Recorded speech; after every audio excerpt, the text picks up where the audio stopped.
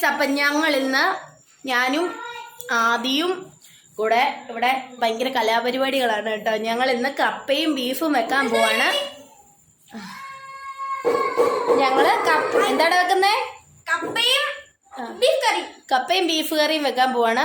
ഞാനാണ് വെക്കുന്നത്, ഹെൽപ്പ്. അപ്പം ഇവിടെ എല്ലാരും കൂടിയാണ് വെക്കുന്നത് കേട്ടോ. എന്താന്ന് ഒരു പിടിയില്ല.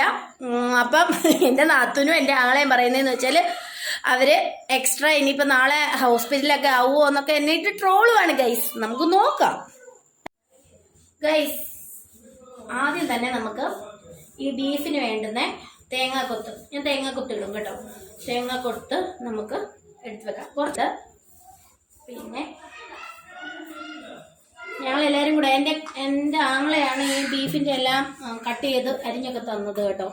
ഇത് കപ്പ അടുപ്പ ഇരിപ്പുണ്ട്.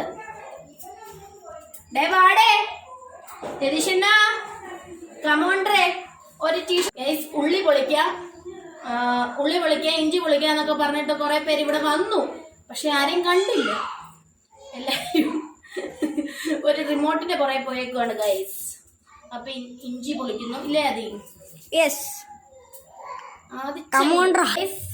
ആദ്യം തന്നെ നമ്മള് കണ്ടോ തേങ്ങാക്കൊത്ത്, അതാണ് ബീഫിന് ആദ്യമായിട്ട് വേണ്ടുന്നത് അല്ലേ അതി? അതെ. തേങ്ങാക്കൊത്ത് ഊരി വന്നു ഗൈസ്. എന്നെ ഇവിടെ എല്ലാവർക്കും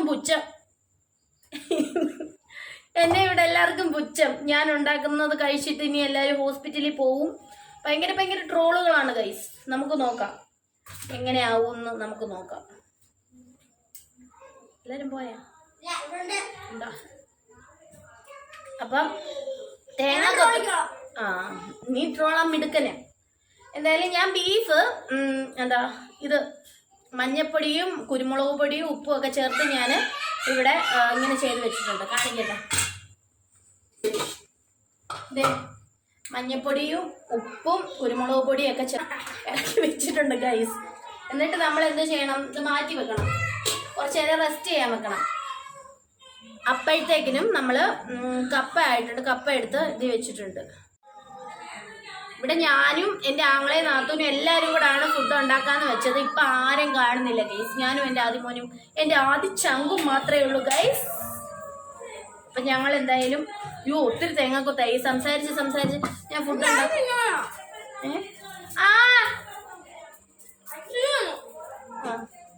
അക്ഷിത ബേബി കാണട്ടെ. എന്റെ അക്ഷിത ബേബി വന്നു കേട്ടോ.